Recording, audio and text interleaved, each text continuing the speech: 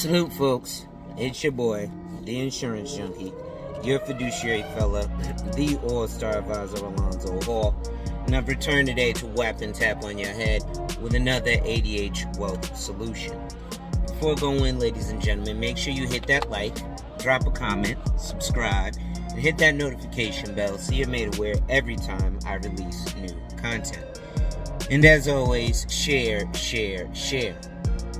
Lastly, to contribute to channel growth or to schedule an appointment with a licensed financial professional, the links are in the description of this video. So today, I want to talk briefly, kind of further about something that someone else I was watching online was talking about. How it seems like in the black community, we're always looking for the latest trend or the fastest way out.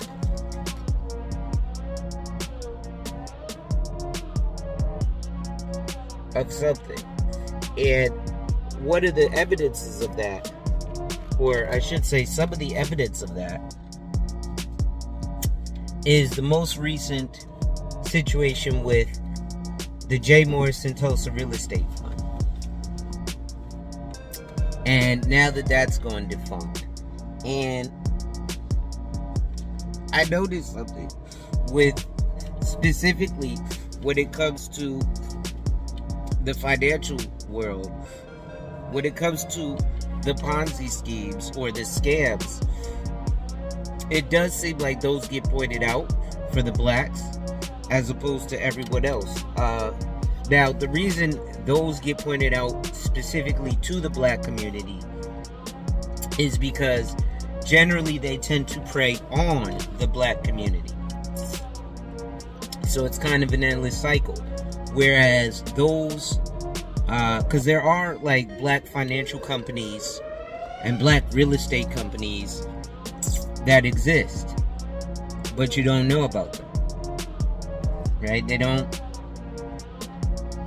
really run around touting, hey, we're black owned. Atlanta Life Insurance Company, black owned, started by Alonzo Hernan. Ariel Investments started in the 1980s, black owned.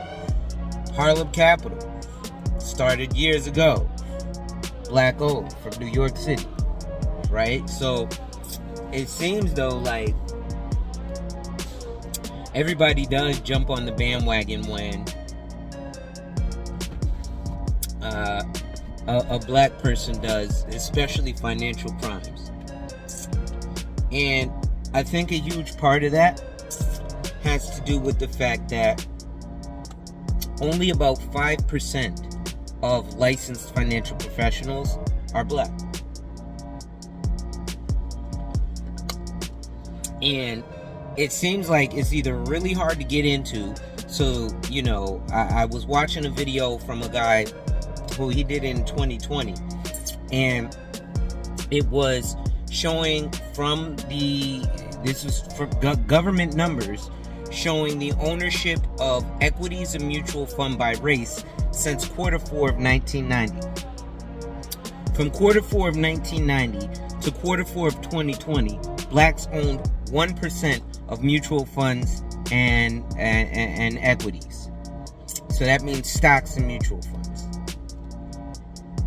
Right? So we owned 1%.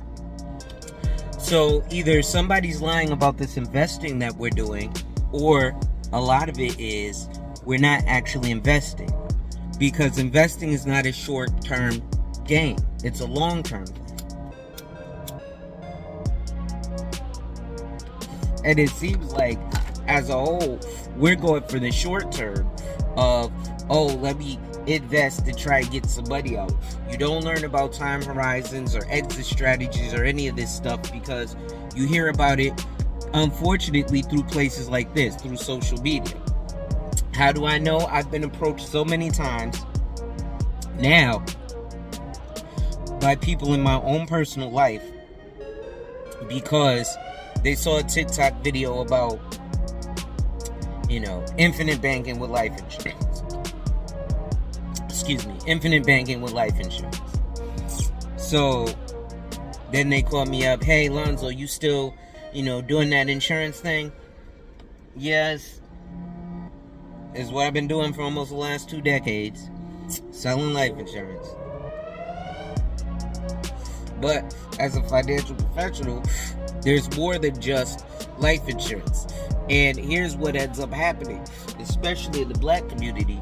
We get people who go with these companies, Primerica, FFL, Prudential, they get, they'll get their P10 and start doing taxes, and they'll learn a little bit about the tax code. But the tax code is so vast, a lot of CPAs don't know all the tax code. What they do know how to do is to go look up the tax code. That's basically like attorneys. Attorneys don't know a bunch of the law, but they know where to go look up. Oh, such and such, this portion of the law. Let me look at this. This has to relate to that. So it's the same thing with a financial advisor, right? We know different portions, and that's what we go to, is different portions. But in the black community, it seems like we always want to skip. Like there's this guy, Wall Street Trapper, who has his jump off the porch course where you can just suddenly learn how to invest like him. But you got to pay him money to learn how to invest, right? So that you can do it fast. And you get, basically everybody is teaching you day trading. But day trading you can't even do unless you have a margin account, which means you have an account with at least $25,000 in it. If you don't have a margin account, you can still day trade technically, because you can trade on what's called a cash account. However, a cash account takes 2 days for the cash that you put in there to settle. So when you're day trading and you're doing these in and out from day to day, minute to minute, hour to hour, you have to be able to move that money liquidly. Oh, this trade is taking place, and then you got 2 hours in with which this window of this movement of money is. So that's a little different than a regular time horizon, which is normally 20 years, right? Where you put this money in and okay, I don't need to worry about it for X amount of time, and then when that time comes, that's when I need to worry about it. It's just like your retirement account. But I think one of the things that, again, black folks fall too often for is that we're in desperation mode. So one of the things that would help us get out of desperation mode is getting into things like STEM, but not just science, technology, engineering, and math, right? Like I always tell you, STEM can also stand for sales, trucking, equipment, and maintenance, because those are the things that make the world go round, right? Your blue collar, and sales, your white collar, because sales is the people who get your working men the jobs, right? Those are the people who dispatch the trucks, or make sure that the company orders 100,000 pieces to get delivered, right? Or sales is going out there getting this company to buy XYZ gas or XYZ this, right? So sales, one of the best things ever. Now, sales isn't easy, which a lot of black men tend to think sales is easy, because a lot of us think of the drug game, where if somebody wants drugs, you don't have to do too much convincing, right? You might, those guys down the block is garbage, we're better over here, but that's about it. If a guy wants his drugs, you don't have to, hey, these drugs do this, and you're going to get so kind of high, and hey, you want the drugs or not? That's pretty much it. So a lot of black guys who come from that unfortunate stereotype that gets perpetuated think, oh, I'm a hustler, I could sell anything, I got the gift of gab.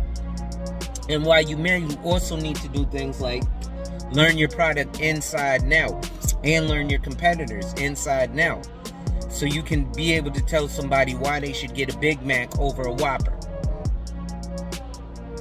right? But those are certain things that we need, skills that we need, especially as black men, when it comes to this thing called sales. I've run into too many brothers who tell me, oh, I can sell water to a whale because, they sold a little weed or a little cocaine back in the day. which is basically just handing a bag of a substance to a person who wants to consume the substance, and you happen to have it. It's like going to the gas station and, having a Red Bull there, and then the guy buys, 4 Red Bulls. You didn't have to convince him. The Red Bull was there. He wanted it. He bought it.